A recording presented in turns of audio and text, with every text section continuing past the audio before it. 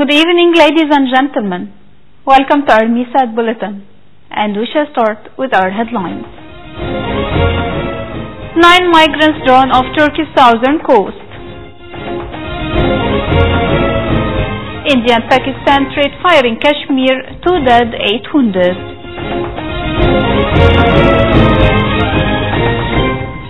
And moving on to our details, starting with the legal immigration profile.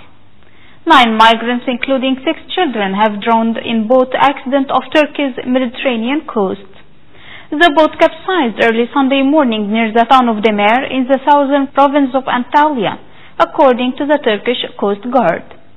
The Coast Guard recovered the bodies of 9 victims and rescued 4 others. Meanwhile, a 5th migrant was saved by a passing fishing vessel. Turkey's state-run Anatolia news agency reported that there were 14 to 15 people on the vessel, according to the migrants. However, the migrants' nationalities have not been identified. On to Indian-Pakistani disputes, 2 paramilitary soldiers were killed and 8 civilians wounded on Sunday when Pakistani soldiers attacked dozens of forward posts along the highly militarized frontier in disputed Kashmir. Indian border guards said Pakistan yet again blatantly violated the 2003 ceasefire agreement and they were retaliating. They said the Pakistani shelling was indiscriminate and unprovoked and was not just targeting paramilitary outposts but also villages. On the other hand, Pakistan did not comment. It's worth mentioning that tensions have soared in recent months as both sides have shelled border posts and villages.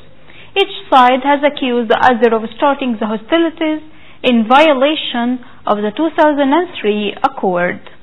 On the other side of the world, a major U.S.-led military exercise with 18,000 soldiers from 19 primarily NATO countries has kicked off in the alliance's eastern flank involving Poland and the 3 Baltic states of Estonia, Latvia, Lithuania.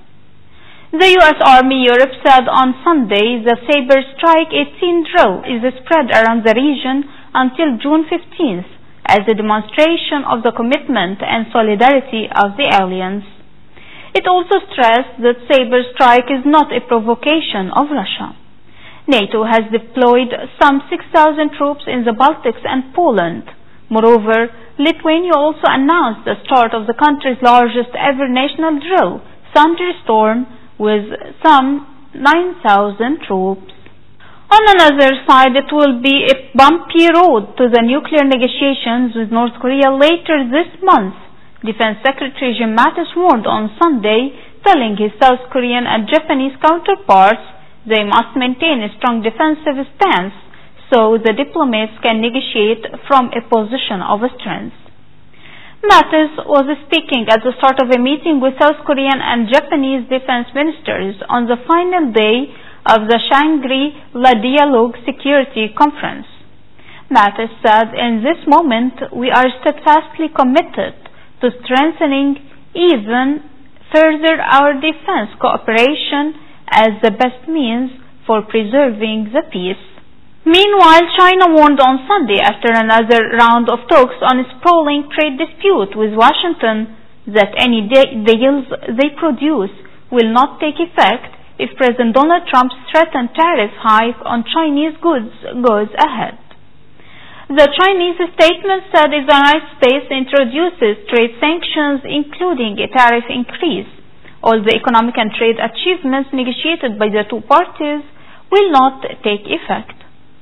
The warning came after delegations led by U.S. Commerce Secretary and China's top economic official wrapped up a meeting on Beijing's pledge to narrow its trade surplus.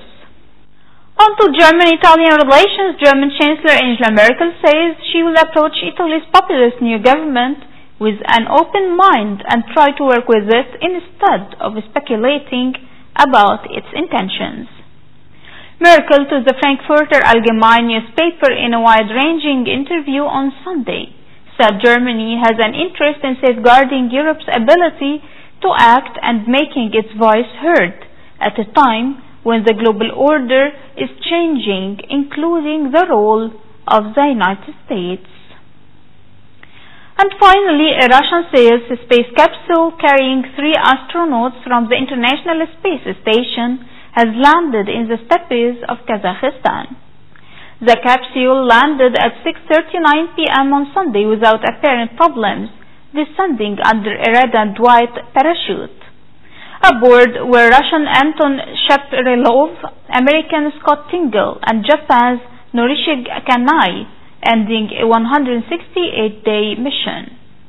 From another aspect, the orbiting laboratory now has a crew of 3 Americans, Drew Fusto and Ricky Arnold, and Russian Oleg Artemev.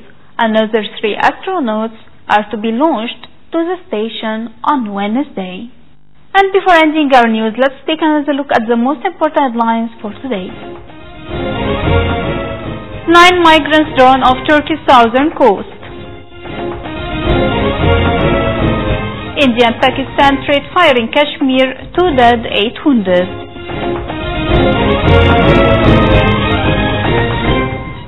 And we reach the end of our Misa Bulletin for today. Thank you for joining us, and see you tomorrow in a new bulletin.